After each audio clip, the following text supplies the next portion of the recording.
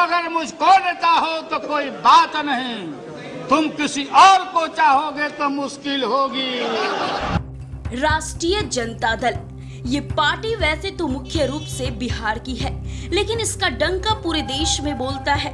सबसे खास वजह है कि इस पार्टी के मुखिया लालू प्रसाद यादव ये वो नेता है जो अपने चुटकीले अंदाज और प्रभावशाली भाषाओं के लिए जाने जाते हैं।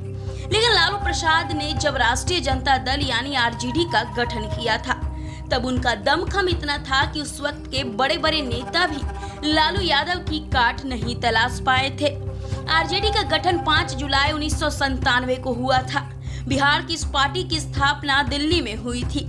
स्थापना के वक्त लालू प्रसाद यादव, रघुवंश प्रसाद सिंह, कांति सिंह समेत 17 लोकसभा सांसद और 8 राज्यसभा सांसदों की मौजूदगी में बड़ी तादाद में कार्यकर्ता और समर्थक जुटे हुए थे।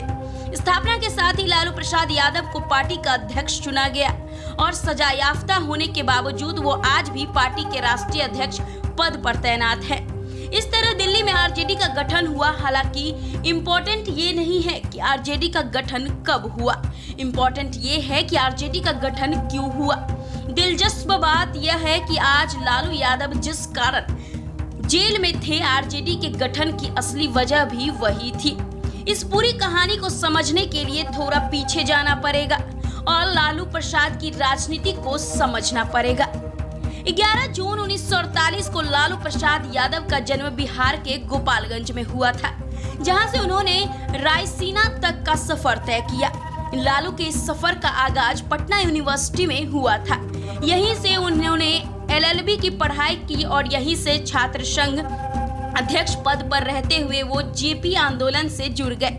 इसी दौरान वो जनता पार्टी के नेताओं के नजदीक भी आ गए।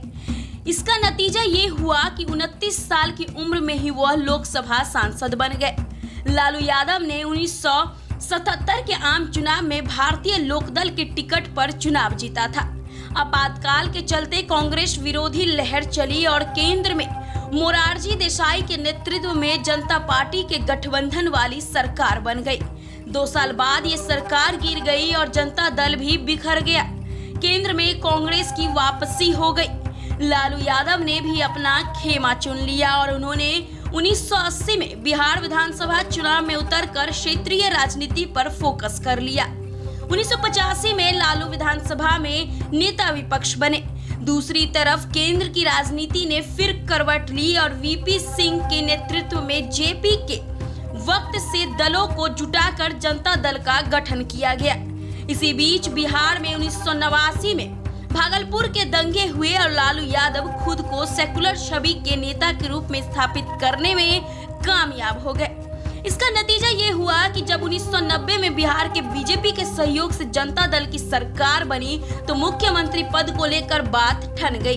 केंद्र में बीजेपी की मदद से चल रही जनता दल की सरकार संभाल रहे तत्कालीन पीएम वीपी सिंह चाहते थे कि रामसुंदर दास को कुर्सी मिले, जबकि चंद्रशेखर रघुनाथ झा का समर्थन कर रहे थे। इसी विवाद को खत्म करने के लिए डिप्टी पीएम देवीलाल ने लालू प्रसाद यादव का नाम आगे कर दिया। 10 मार्च 1990 को लालू यादव पहली बार बिहार के मुख्यमंत्री बन गए।